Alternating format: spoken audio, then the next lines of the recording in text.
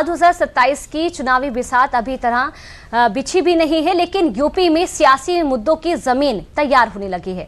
अब देखिए, इस बार निशाने पर है प्रदेश के युवा। प्रयागराज में छात्रों की गूंज के मंच से राहुल गांधी ने रोजगार, पेपर लीक और भर्ती परीक्षाओं को लेकर केंद्र के साथ योगी सरकार पर भी हमला बोला है।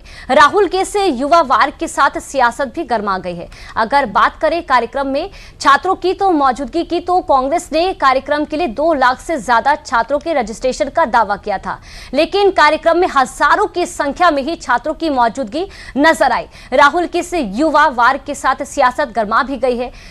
अब आगे की खबर आप बताइए विजय जी। बिल्कुल, प्रयागराज से लखनऊ और दिल्ली तक रोजगार का जो मुद्दा है अब 2027 की राजनीति से जुड़ता दिखाई दे रहा है। वहीं झारखंड में छात्रों के प्रदर्शन को लेकर बीजेपी ने राहुल गांधी पर सवाल दागते हुए पूछा है कि अगर युवाओं का दर्द मुद्दा है तो झारखंड के छात्रों की आवाज क्यों नहीं है। और देखिए विजय, कहीं ना कहीं महत्वपूर्ण भी हो जाता है। तमाम तस्वीरें हम जंतर मंतर पर देख रहे थे, फिर झारखंड में भी देखें तो कहीं ना कहीं कथनी और करनी में यहाँ पर फर्क नजर आ रहा है।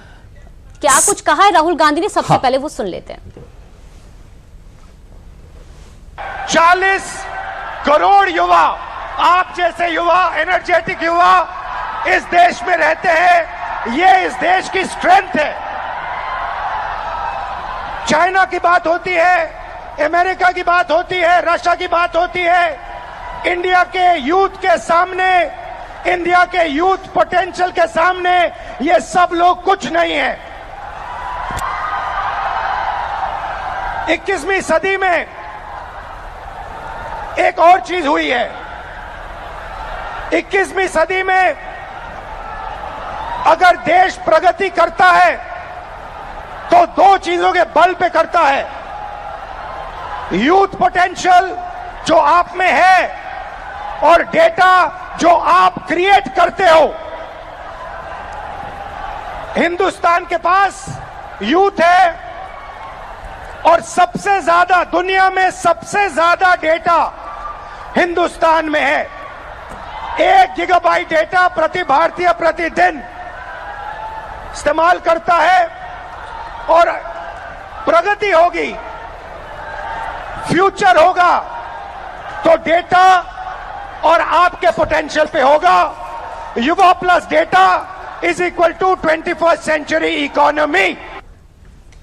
अब देखिए, 2027 की सियासत के बीच यूपी में एक और बयान पर बवाल खड़ा हो गया है और इस पर मामला जुड़ा है कांवड़ यात्रा से, जहां मुजफ्फरनगर में कांवड़ियों को लेकर विवादित बयान देने वाले जो मौलाना है साजिद रशीदी के खिलाफ मुकदमा भी दर्ज हो गया है। आगे खबर आप बताइए विजय। मौलाना ने कांवड़ यात्रा के दौरान कुछ कांवड़ियों पर नशे और उपद्रव का आरोप लगाते हुए बेहद आपत्तिजनक टिप्पणी की थी। बयान सामने आते ही विवाद बढ़ा। हिंदू संगठनों ने पुलिस में शिकायत की और अब सिविल लाइन थाने में गंभीर धाराओं में मुकदमा दर्ज कर जांच शुरू की। मामला सिर्फ एक बयान तक क्योंकि सीमित नहीं है, क्योंकि कांवड़ यात्रा यूपी की राजनीति में हर साल बड़ा मुद्दा रहती है। ऐसे में साल 2027 से पहले धार्मिक और राजनीतिक बयानबाजी का ये नया विवाद सियासी तापमान बढ़ा सकता है। अब इस पूरे मामले पर सियासत भी तेज होने की उम्मीद है, क्योंकि एक तरफ बयान को लेकर कार्रवाई शुरू हो चुकी है तो दूसरी तरफ कांवड़ यात्रा और धार्मिक मुद्दों को लेकर राजनीतिक बयानबाजी भी तेज हो सकती है। सवाल यही है कि क्या मौलाना के बयान पर दर्ज हुआ मुकदमा विवाद को ये और भी यहां थमेगा या आगे बढ़ता हुआ नजर आएगा। बिल्कुल, 2027 के चुनाव से पहले कांवड़ यात्रा का यह मुद्दा यूपी की सियासत में एक और बड़ा राजनीतिक मोर्चा खोल देगा, ये भी सवाल। और एक बार फिर से रुक कर लेते हैं हमारे सहयोगी रामेंद्र सिंह का, जो कि जानकारी देंगे। रामेंद्र, क्योंकि लगातार हम देख रहे हैं कि बड़ी जो कार्रवाई है वो देखने को मिल रही है, लेकिन बार बार यही सवाल किया जाता है कि इस तरह की जो स्टेटमेंट है, जो बयान है वो दिए जाते हैं, क्या जो हिंदुत्व है वो सॉफ्ट टारगेट है? बिल्कुल सही बात पूजा कर रही हो कि जो हिंदुत्व को, सनातन धर्म पर जिसको देखो बयान दे देता है। कभी अपना गिरबान खुद नहीं देखते, कभी दूसरे धर्मों के प्रति कोई बयान नहीं आता है।